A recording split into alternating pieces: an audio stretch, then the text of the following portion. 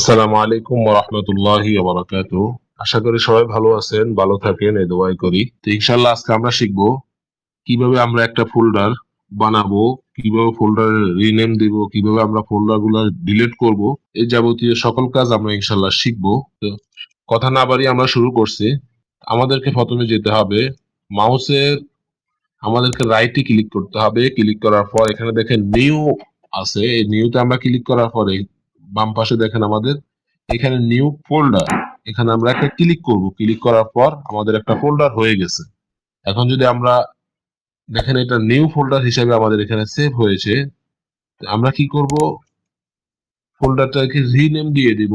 Rename দিলাম বাংলাদেশ, আমরা বাংলাদেশ দিয়ে দিলাম, ফোল্ডারের নাম দিয়ে দিলাম বাংলাদেশ।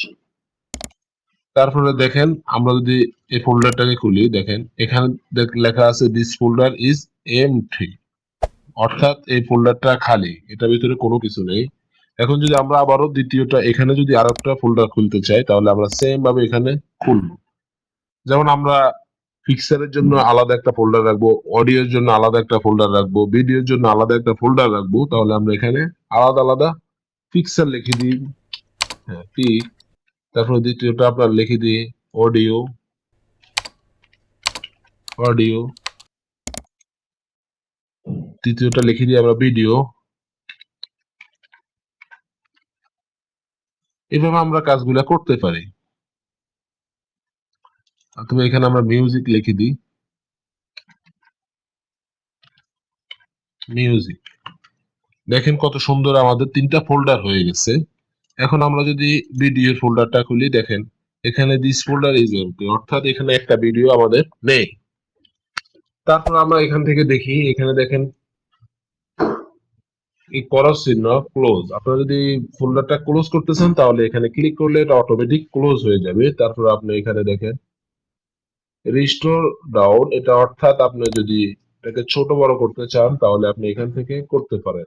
দেখেন আমি আবারও করে দিলাম। আর এটা হলো মিনিমাইজ, অর্থাৎ এটা দিলে আপনার নিচে থেকে যাবে আপনার ফোল্ডারটা, কিন্তু কাটা যাবে না।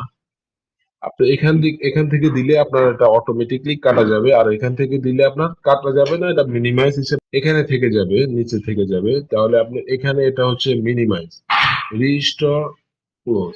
এই তিনটার সাথে আমরা পরিচিত হলাম। কিভাবে একটা নিউ ফোল্ডার আপনি বানাবেন সেটা আপনি শিখলেন এখান থেকে। আমি এখন কেটে দিলাম। আমরা দেখেন এই ফোল্ডারটাকে আমরা কিভাবে রিনেম করব। এখান থেকে আমরা রিনেম অপশন আছে, আমরা এখান থেকে ইচ্ছা করলে রিনেম করতে পারি।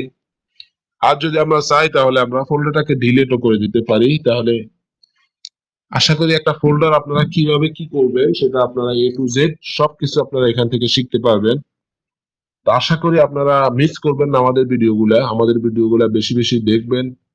ভিডিওগুলো ইনশাল্লাহ দেখে আপনাদের উপকার হবে। এই জন্য আমরা আপনাদের উপকার করার জন্য আমরা ভিডিওগুলো দিতেছি, যাতে আপনারা বেসিক কম্পিউটার গুলো আপনারা শিখতে পারেন।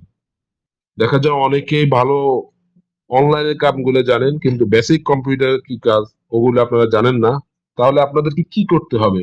অবশ্যই আপনাদেরকে করতে হবে আমাদের ভিডিওগুলো ভালো ভালো বেশি বেশি করে দেখতে হবে। একবার না বুঝলে বারবার দেখে আপনারা বুঝবেন। বারবার দেখতে হবে, বারবার দেখবেন।